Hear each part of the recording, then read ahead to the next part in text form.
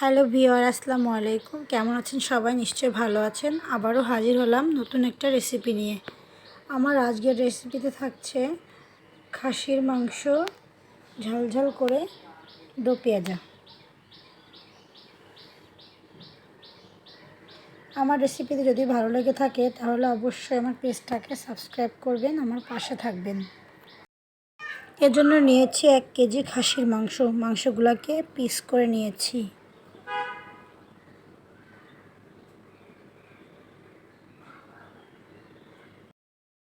এখন একটা প্যানে তেল গরম করে দিয়ে দিব 1.5 কাপ পেঁয়াজ কুচি। এখানে পেঁয়াজ একটু বেশি ব্যবহার করেছি যেহেতু খাসির মাংসের দো পেঁয়াজা করা হবে। পেঁয়াজটা হালকা বাদামি হলে দিয়ে দেব কয়েকটা তেজপাতা ও এলাচ।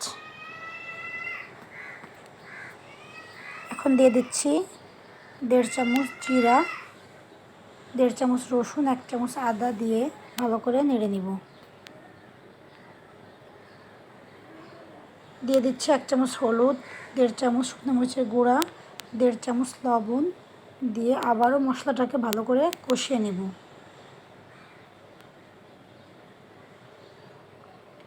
এখন দিয়ে দিব খাসির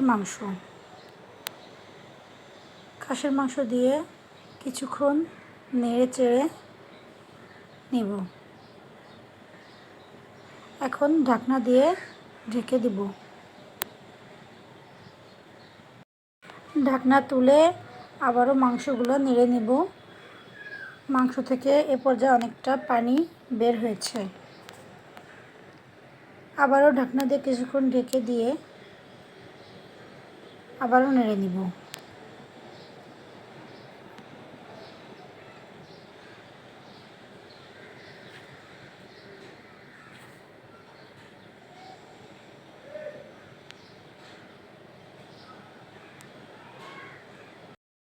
এখন দিয়ে দিব সিদ্ধর জন্য পানি। এই পানিতেই মাংসটা সিদ্ধ হয়ে যাবে, আর কোনো এক্সট্রা পানি লাগবে না। এখন মাংসটা হয়ে গেছে।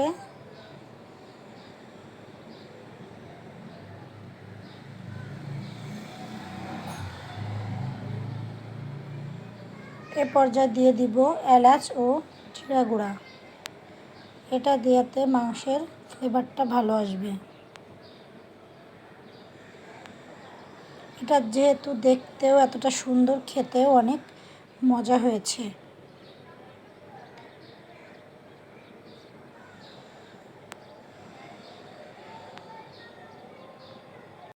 আমার রেসিপি যদি ভালো লেগে থাকে তাহলে অবশ্যই আমার পাশে থাকবেন, আমার পেজটাকে সাবস্ক্রাইব করবেন।